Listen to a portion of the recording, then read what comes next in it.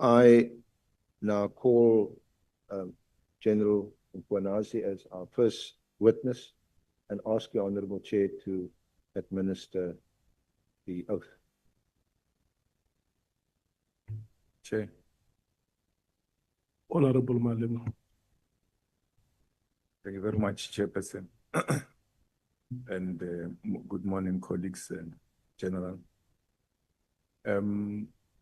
I don't understand on which basis do you want General Mkhwanazi to take an oath? Because before us, we have no statement of General Mkhwanazi. We have a supplementary statement. Supplementing what?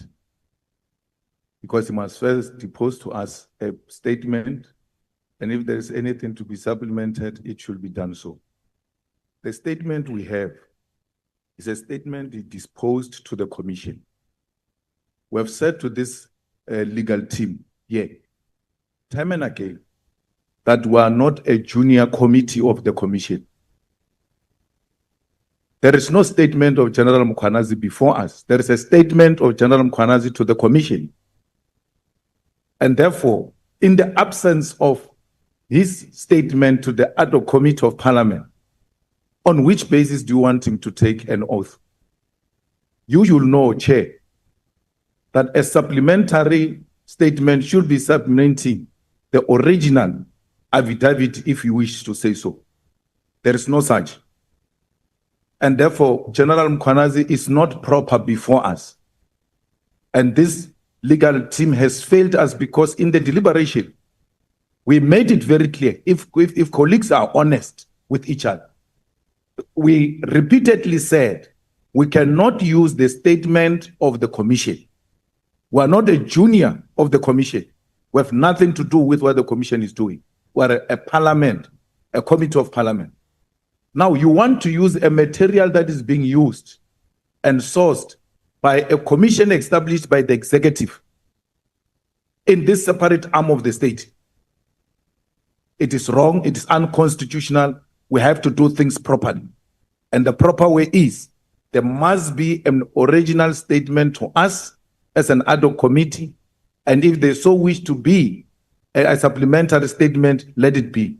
I even said, it doesn't matter, Chair, in that meeting. I said, we can even say to General Mkhwanazi, the first pages of that commission statement, where the statement is directed to a commission, they can be amended to say the ad hoc committee of Parliament, and we have something that is directed to us, which will become our property, which will go into the archives of Parliament as General Mkhwanazi's statement to Parliament. In the history of this Parliament, when our children and grandchildren and children of children are going to be looking for General Mkhwanazi's statement to Parliament, they won't find it in the archives. So it's not proper before us. And the legal team is to be blamed, not himself. Thanks.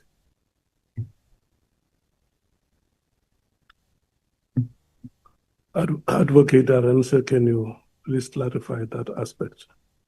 Thank you, Honourable Chair, and in response to Honourable Malema. There is, with respect, a statement before this committee. The statement has now been sworn by General Mkhwanazi.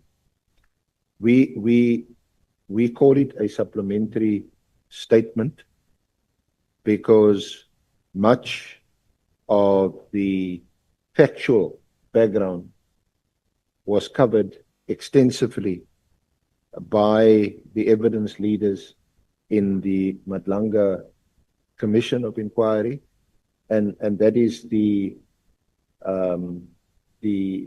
3 volumes you have before you, or 3.1 and 3.2, which contains General Mkhwanazi's statement and the annexes to that statement.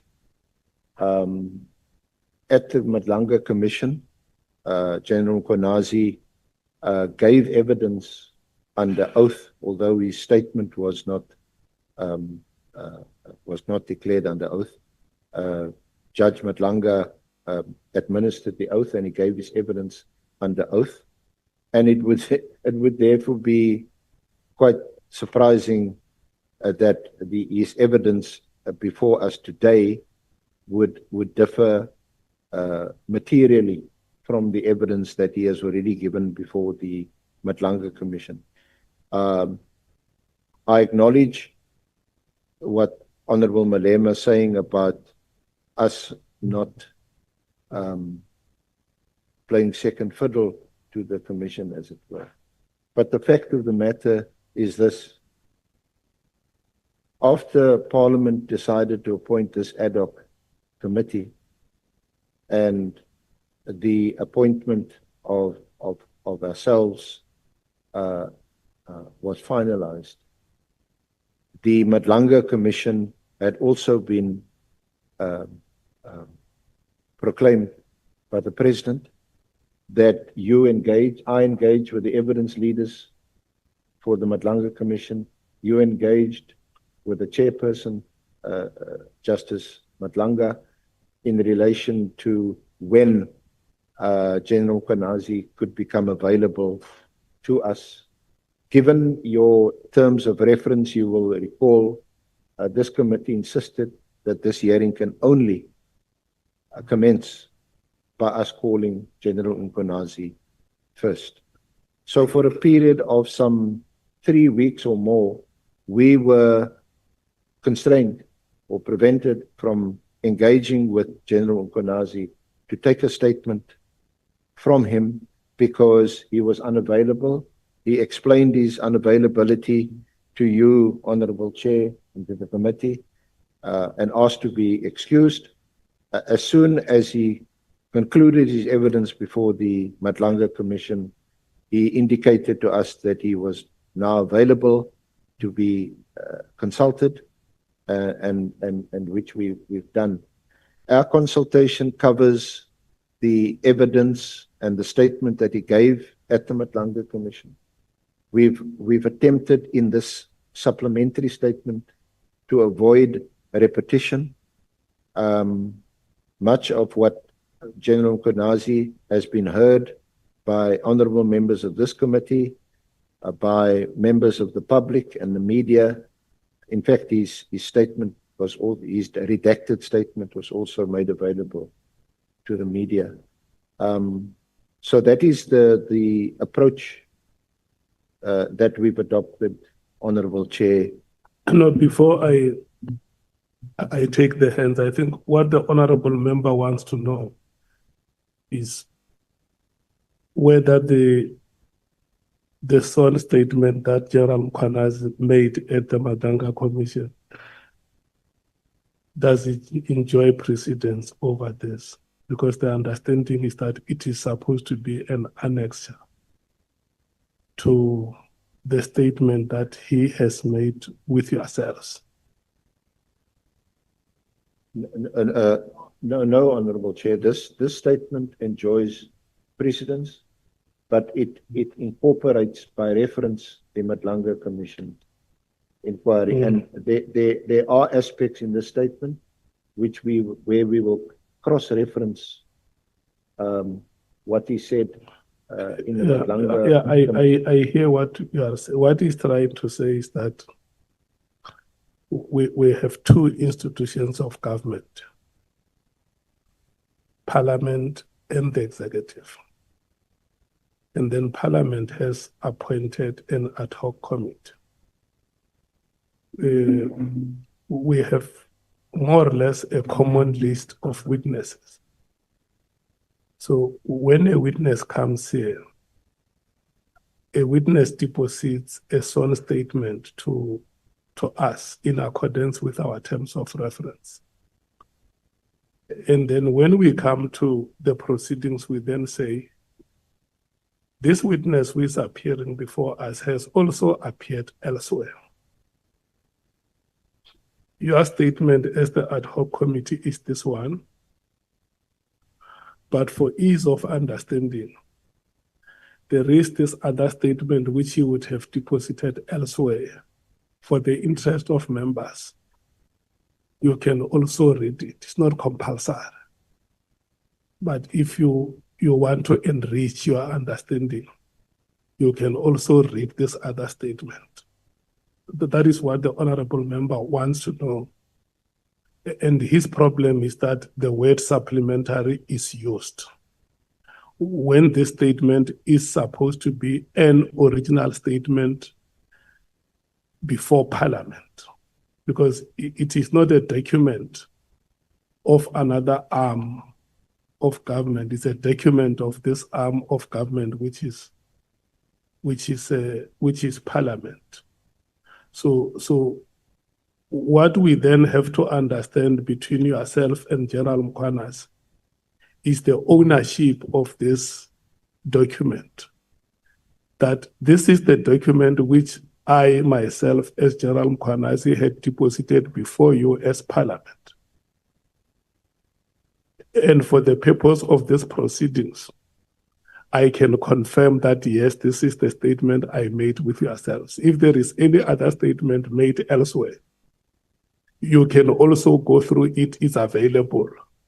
But for the purpose of these proceedings, I confirm that the document before you is the document that I deposited with yourselves. Can we have that understanding? Well, there's no better person to answer that, Honorable Chair, than General Mkhwanazi himself. He can. Hence, I asked you if you to administer the oath. I will ask him whether this is an original statement that is made to this body. Yes, let me take the hands. Before I take you, Oscar, let me go back to Honorable Malema, because he's the one who raised this point. He may want to make follow-ups, and then the list will be in this order. It will be Honorable Malema, it will be Honorable Skosana, Honorable Nombalo, Honorable Nhlanhla, and then Honorable Mwango. No, thanks, Chair. I think the evidence leader, and this is so unfair on General Mkhwanazi. If we had a way, we should have just asked him to step out so that we can debate this. The senior counsel can't say that. Can't say the first statement to us is supplementary statement. That coming from a senior counsel. That the first statement you make is called supplementary statement. What law are you teaching people? It's unacceptable, and we can't help them, Chair, to cure it here in front of cameras. He has to go back and do the right thing. Because even if General Mkhwanazi says, this is my statement to Parliament, but what is written on this thing is supplementary statement. You can't change it. It's here before us. You are going to call General Mkhwanazi before this committee without an original statement. Where have you ever had a situation where you are told the first statement to be disposed is supplementary statement? If we're to ask the senior counsel, where's the original statement? He won't produce it. So if this is the original statement, let it be, let them go and correct it. So it serves here properly. And then we all proceed. And what makes it painful is that it doesn't matter whether colleagues want to do whatever they want to do. We debated this matter many times in this committee and emphasized that General Mkhwanazi will have to dispose a statement to the committee, even if it means cut and paste, as long as there is an original statement to the committee. So that answer doesn't even, General Mkhwanazi doesn't get involved anywhere. He was called, he was asked questions, he was being helped by evidence leaders on how these things can be done. So to invite him now and say, is this an original statement or not? It's incorrect. He gave them what they asked him to give them. If they were not satisfied, they were supposed to come back to us. Now, the legal team does exactly what we want when we appointed the legal team. That there's no legal team which is going to take decisions on behalf of this committee. Now, he goes and takes a decision that a supplementary statement will be an original statement and brings it here and embarrass us in front of cameras like we are a group of people who don't know anything. He says, General Mkhwanazi took an oath at the Nhlanhla Commission. And therefore, because he took an oath at Nhlanhla Commission, because we do what Nhlanhla has done. Why should he take an oath here? If that's how it works. He disposed the statement at Nhlanhla. His statement at Nhlanhla is the statement before us. We must accept that. We must also accept Nhlanhla's oath. Going to take an oath twice on the same statement. On the same statement. There's no law that says that. I might not be a lawyer, but I'm a lawmaker.